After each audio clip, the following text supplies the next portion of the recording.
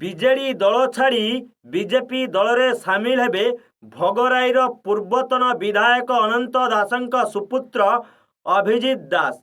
ଏ ପ୍ରସଙ୍ଗକୁ ଆମେ ଆଜି ଏଇଥିପାଇଁ ରଖିଛୁ ନା ଭଗରାଇର ପୂର୍ବତନ ବିଧାୟକ ଅନନ୍ତ ଦାସ ଭଗରାଇର ଚାରି ଥର ବିଧାୟକ ହୋଇଛନ୍ତି ଏବଂ ମନ୍ତ୍ରୀ ମଧ୍ୟ ହୋଇଛନ୍ତି।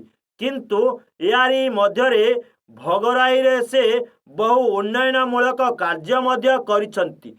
ଯେଉଁ ଅଳ୍ପ କିଛି ଉନ୍ନୟନମୂଳକ କାର୍ଯ୍ୟ ବାକି ରହିଯାଇଛି ତାହା କରିବା ପାଇଁ ବାପାଙ୍କ ଅଧୁରା ସ୍ୱପ୍ନକୁ ସାକାର କରିବା ପାଇଁ ଅଣ୍ଟା ଭିଡ଼ିଛନ୍ତି ଅଭିଜିତ ଦାସ ଏବଂ ଏହାରି ମଧ୍ୟରେ ସେ ବିଜେଡି ଦଳରେ ସାମିଲ ହେବା ପାଇଁ ମଧ୍ୟ ଚେଷ୍ଟା କରିଥିଲେ, କିନ୍ତୁ ତାଙ୍କ ହାତ ଛାଡ଼ି ଦେଇଥିଲା ବିଜେଡି ଦଳ।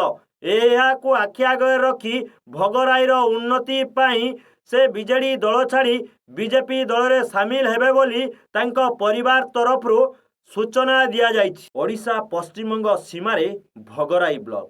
ଭଗରାଇ ବ୍ଲକର ରୂପରେଖ ସମ୍ପୂର୍ଣ୍ଣ ବଦଳି ଯାଇଛି। କାହିଁକି ନା ଯେଉଁ ପୂର୍ବତନ ବିଧାୟକ ଅନନ୍ତ ଦାସ ରହିଥିଲେ ସେ ଭଗରାଇର ବହୁ ଉନ୍ନୟନମୂଳକ କାର୍ଯ୍ୟ କରି ଭଗରାଇର ସ୍ଥାନ ସମ୍ପୂର୍ଣ୍ଣ ଓଡ଼ିଶାବାସୀଙ୍କ ଆଗରେ ଅଲଗା ସୃଷ୍ଟି କରିଛନ୍ତି।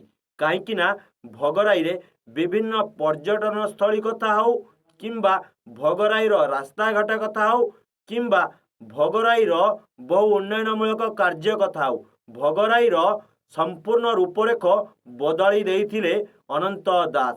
ଅନନ୍ତ ଦାସଙ୍କ ଦେହାନ୍ତ ପରେ ଭଗରାଇବାସୀଙ୍କ ସାଥିରେ ରହିଛନ୍ତି ଅନନ୍ତ ଦାସଙ୍କ ସୁପୁତ୍ର ଅଭିଜିତ ଦାସ। କାହିଁକି ନା ସେ ଭଗରାଇର ଉନ୍ନତି କରିବା ପାଇଁ ଅଣ୍ଟା ଭିଡ଼ିଛନ୍ତି, ବାପାଙ୍କ ଅଧୁରା ସ୍ୱପ୍ନ ସାକାର କରିବା ପାଇଁ ଅଣ୍ଟା ଭିଡ଼ିଛନ୍ତି।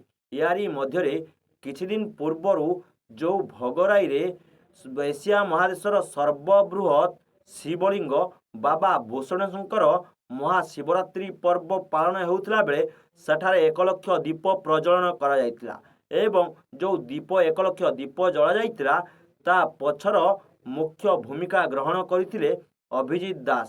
ତାଙ୍କ ପ୍ରଚେଷ୍ଟାରେ ସେଠାରେ 1 ଲକ୍ଷ ଦୀପ ପ୍ରଜ୍ୱଳନ ହୋଇଥିଲା ଏବଂ ସାରା ଓଡ଼ିଶାରେ ପ୍ରଥମ ସ୍ଥାନ ଅଧିକାର କରିଥିଲା।